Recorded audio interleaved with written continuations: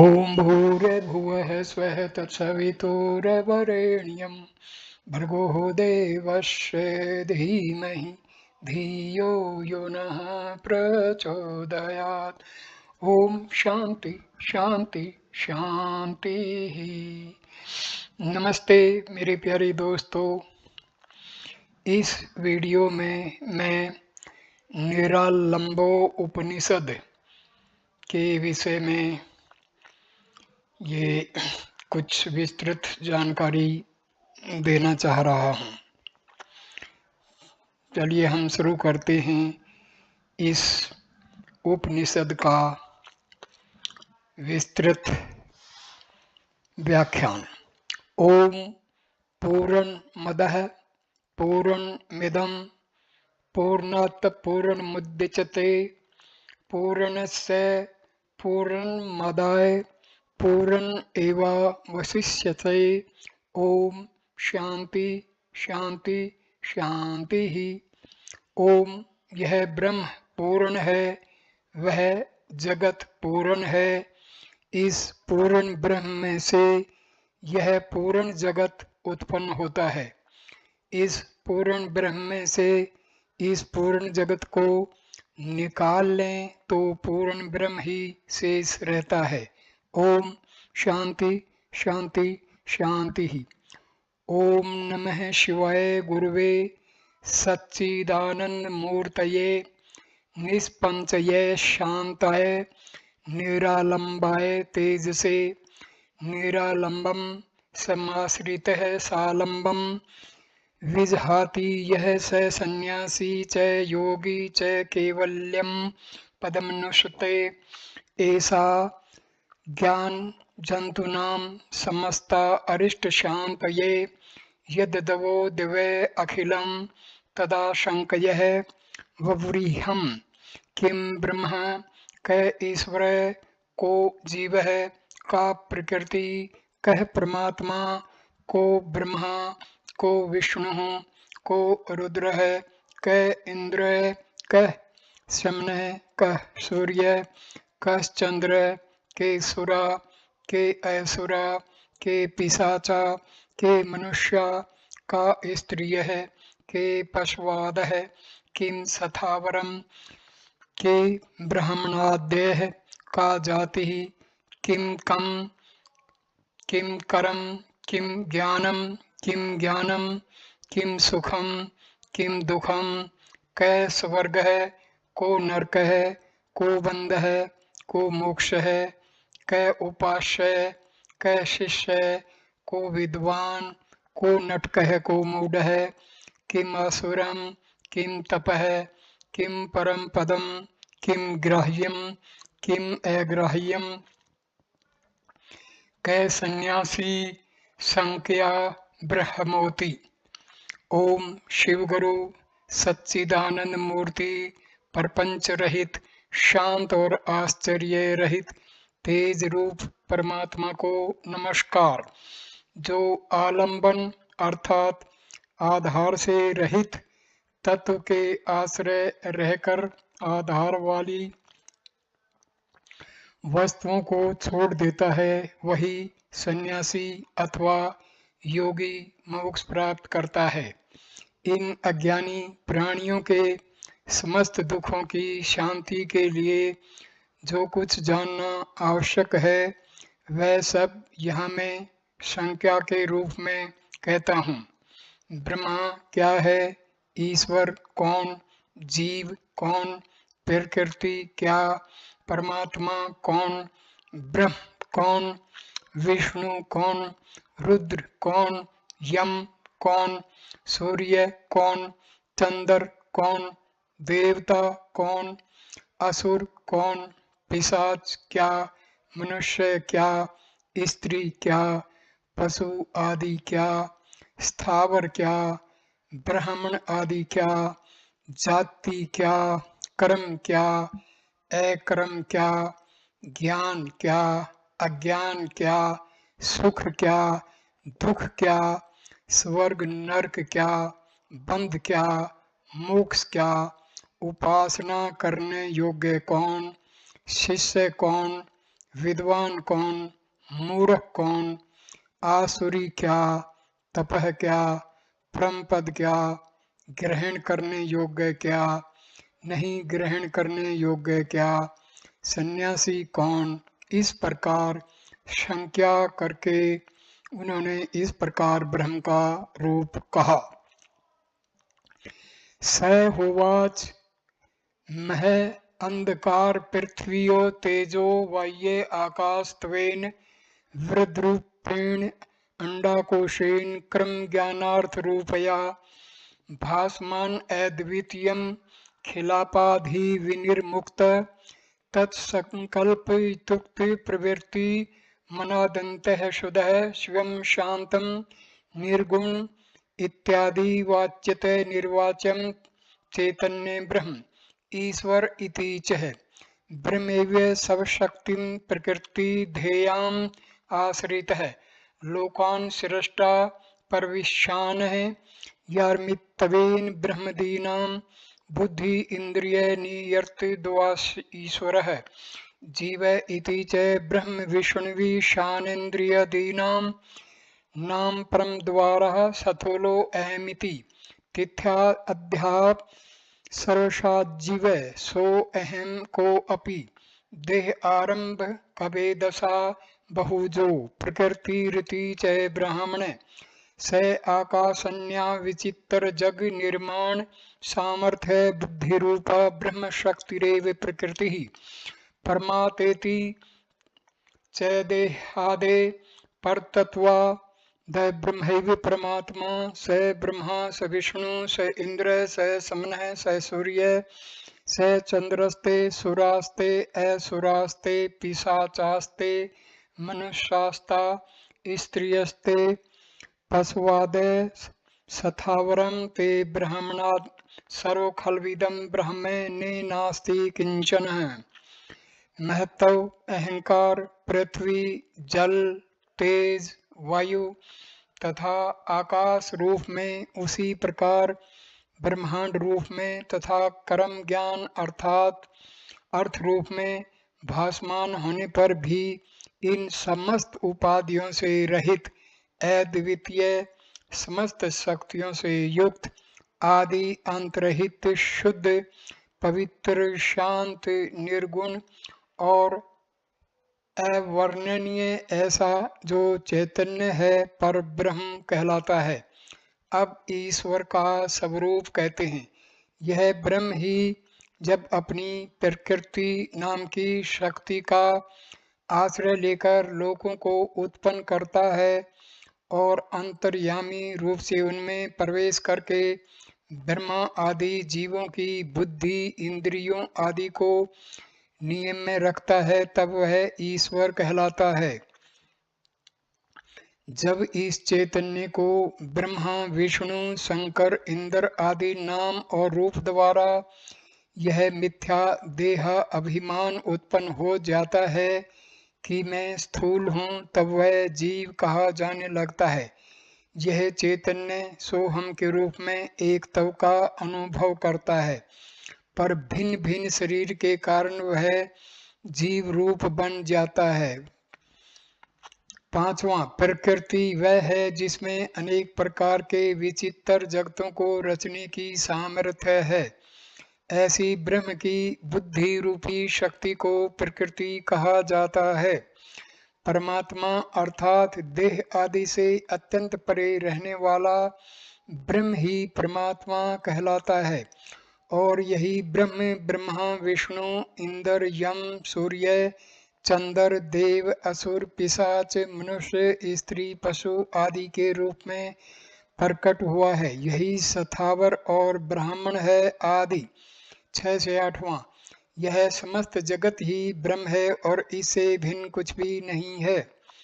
जाति रति चह न चर्मणो न रक्तस्य मांसस्य न चास्थित न जातिरात्मनो जाति व्यवहार परकल्पिता कर्मेति च क्रियमाण इंद्रियैः कर्माण अहम करोमि अध्यात्म निष्ठतयां कर्तम कर्मैव करम अकर्मेति च कर्तृत्व भोक्तृत्व अहंकारतया बंध रूपम जन्मादि कारणम नित्य नैमित्तकया व्रत तपोदानां दिशो फलाभिसंधान यतः दक्रम ज्ञानमिति च देह इंद्रिय हस्तद्रुप सन श्रवण मनन निधि ध्यास सन्निधय दृग दृश्य स्वरूपम सर्वांतरस्थम सर्वसम घटपटादि पदार्थ मवाधिकारम विकारेषु चैतन्यम बिना किंचिनास्तीति साक्षात्कार अनुभवो ज्ञानम अज्ञानमिति च रज्जो सर्प भ्रांति व अद्वितीय सवनुष्यते सर्वमये ब्राह्मणी देवती शथावर स्त्री पुरुष वृक्षणाम बंध मोक्षो उपाधीनाम भेद कल्पित ज्ञानम ज्ञानम सुखमिति च सच्चिदान स्वरूपम ज्ञात्वा आनंद रूपाया स्थिति सर्वं सुखम दुखमिति अनात्म रूप विषय संकल्प एव दुखम स्वर्ग इति च सत्संसर्गः स्वर्ग नरक इति च असंसत्तारो विषय जन संसर्ग एवं नरक है। जाति कुछ चमड़े की नहीं होती, रक्त की नहीं, मांस की नहीं, हड्डियों की नहीं, आत्मा की नहीं, वह तो केवल व्यवहार के लिए कल्पित की गई है। कर्म का अर्थ है इंद्रियों द्वारा की जाने वाली क्रियाएं जिसे मैं करता हूँ। इस प्रकार की अध्यात्म निष्ठा से किया गया हो उसका नाम कर्म है। कर्तापन और भोक्तापन के अभिमान के कारण बंधन रूप तथा जन्म लेने कारण ऐसा नित्य नैमित्तिक यज्ञ व्रत तप दान आदि में फल की इच्छा से किया हुआ कर्म ही अकर्म कहलाता है। 12वां ज्ञान अर्थात सृष्टि की समस्त परिवर्तनशील वस्तुओं में एक ही अपरिवर्तनशील चैतन्य तत्व पाया जाता है, अन्य कुछ भी नहीं है। जो कुछ दृष्टा और दृश्य स्वरूप है वह यह चैतन्य ही है। यह सबके भीतर रहता है, सब में समान है और स्वयं विकार रहित है। फिर भी ऐसा जान पड़ता है कि घड़ा कपड़ा आदि पदार्थ रूप में ही परिवर्तित हो गया। इस प्रकार साक्षात्कार वाले अनुभव को ज्ञान कहते हैं। 13वां यह अनुभव देह इंद्रिय आदि पर नियंत्रण रखने से और साथ ही सद्गुरु की उपासना श्रवण मनन और ध्यान से होता है। अज्ञान अर्थात रस्सी में जिस प्रकार सांप की भ्रांति होती है उसी प्रकार सब में प्रोए हुए सर्वरूप और एकमात्र ब्रह्म में देव पशु पक्षी मनुष्य स्थावर स्त्री पुरुष वर्ण आश्रम बंध मोक्ष आदि अनेक उपाधि युक्त अनात्म वस्तुओं का जो भेद कल्पित किया जाता है वह अज्ञान है। 14वां सुख अर्थात सच्चिदानंद परमात्मा के स्वरूप को जान आनंद युक्त जो स्थिति प्राप्त हो वही सुख कहलाती है और अनात्मक रूप विषयों का विचार दुख कहा जाता है। स्वर्ग अर्थात सत्पुरुषों का समागम ही स्वर्ग कहा जाता है। 25वां और असत्य संसार के विषय और संसारी लोगों का समागम ही नरक है।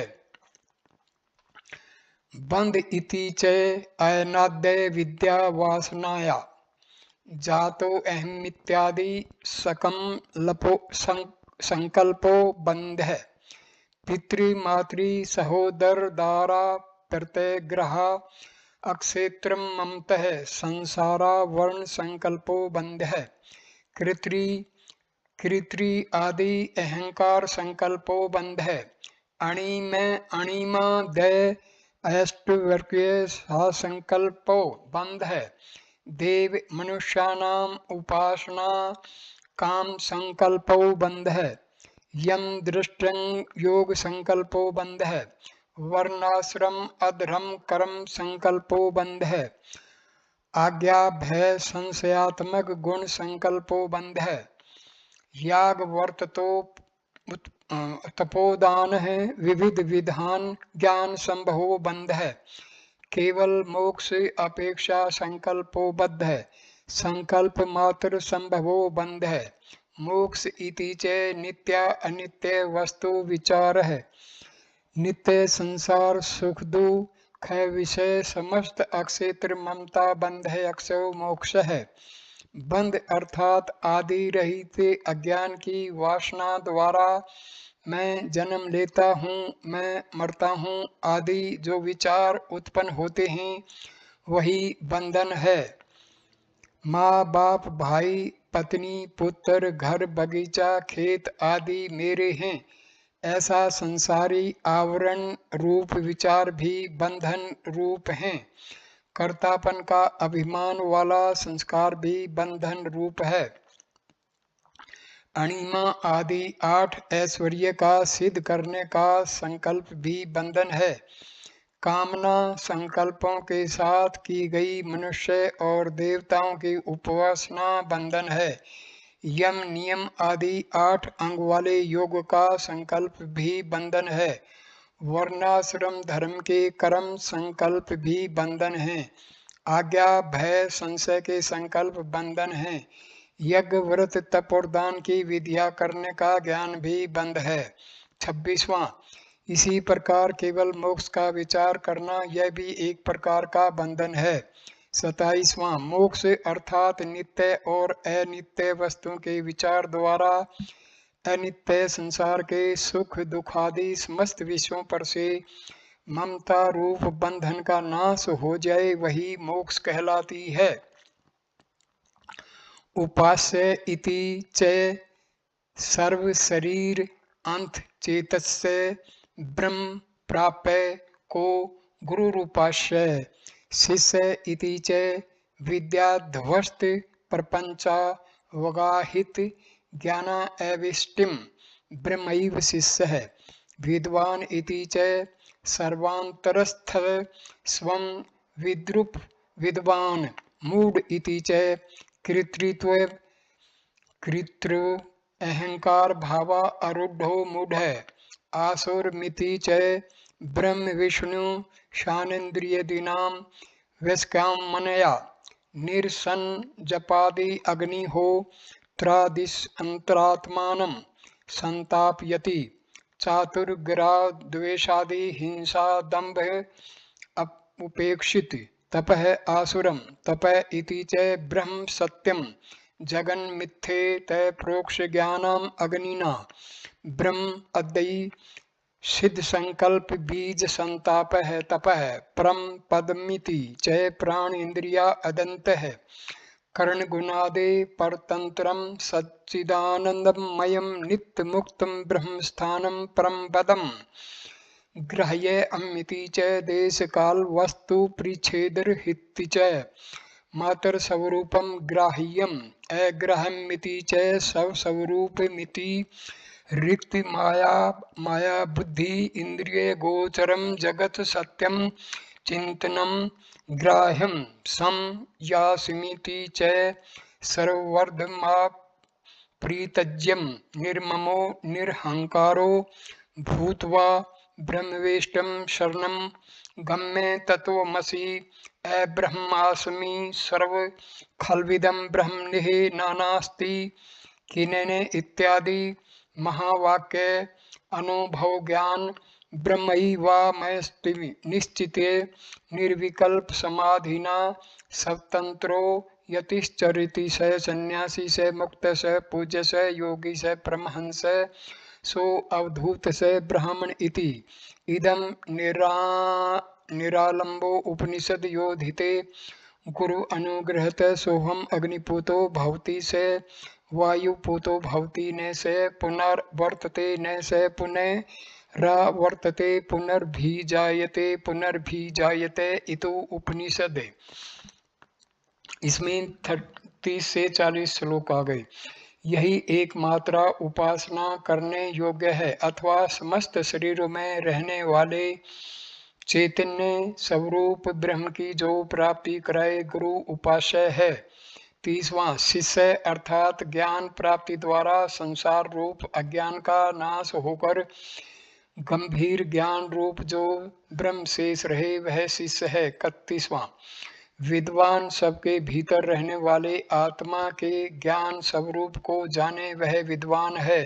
32वां, मूढ़ अर्थात कर्तापन आदि अहंकार के भाव पर आरूढ़ मनुष्य मूढ़ है। 33वां, आसुरी अर्थात जो ब्रह्मा विष्णु शिव इंद्र आदि के ऐश्वर्य की इच्छा रखकर और उपवास जप अग्निहोत्रादि में अंतरात्मा को अत्यंत दुख दे और अत्यंत उग्र राग द्वेष हिंसा दम्भ आदि दुर्गुण वाला जो तप करे वह आसुरी कहा जाता है। 34वां, तप अर्थात ब्रह्म सत्य और जगत मिथ्या है ऐसे प्रत्यक्ष ज्ञान द्वारा ब्रह्मादि के ऐश्वर्य सिद्ध करने के संकल्प को बीज को जला डालना ही तप कहलाता है। 35वां, परम पद अर्थात प्राण इंद्रिय मन आदि से भिन्न सच्चिदानंद स्वरूप और नित्य मुक्त ऐसा ब्रह्म का स्थान परम पद कहा जाता है। 36वां, ग्रहण करने योग्य अर्थात देश काल वस्तु की मर्यादा से रहित चिन्ह मात्र स्वरूप ग्राह्य है। 37वां, इसी प्रकार अपने स्वरूप से भिन्न माया द्वारा कल्पित और बुद्धि इंद्रिय के विषय रूप जगत को सत्य मान लेना अग्राह्य है। 38वां, सन्यासी अर्थात सब धर्मों को छोड़कर साथ ही अहंता और ममता को त्याग कर इस वस्तु ब्रह्म की शरण में जाना और वह तो ही है, मैं ब्रह्म हूँ, यह सब ब्रह्म ही है, ब्रह्म से भिन्न कुछ भी नहीं है आदि महावाक्यों द्वारा मैं ब्रह्म हूँ ऐसा निश्चय करके निर्विकल्प समाधि में रहना और स्वतंत्र यति के रूप में व्यवहार करना, ऐसा ही पुरुष सन्यासी कहलाता है। वही मुक्त है, वही पूज्य है, वह योगी है, वही परमहंस है, अवधूत है, वही ब्राह्मण है। 39वां, वह गुरु कृपा से अग्नि जैसा पवित्र हो जाता है, वह फिर इस संसार में नहीं आता, वह फिर संसार में नहीं आता, वह फिर जन्म नहीं लेता, वह फिर जन्म नहीं लेता, ऐसा यह रहस्य है। निरालंबो उपनिषद समाप्त। तो यहाँ पर ये उपनिषद संपूर्ण हो जाता है और इसी के साथ हमारा वीडियो भी संपूर्ण हो जाता है। धन्यवाद दोस्तों ये वीडियो देखने के लिए। इन वीडियो को आप अधिक से अधिक लोगों को दिखाइए ताकि हमारे सनातन धर्म की जो सदा से चली आई रीति है वो बनी रहे। धन्यवाद। नमस्ते मेरे प्यारे दोस्तों, नमस्ते।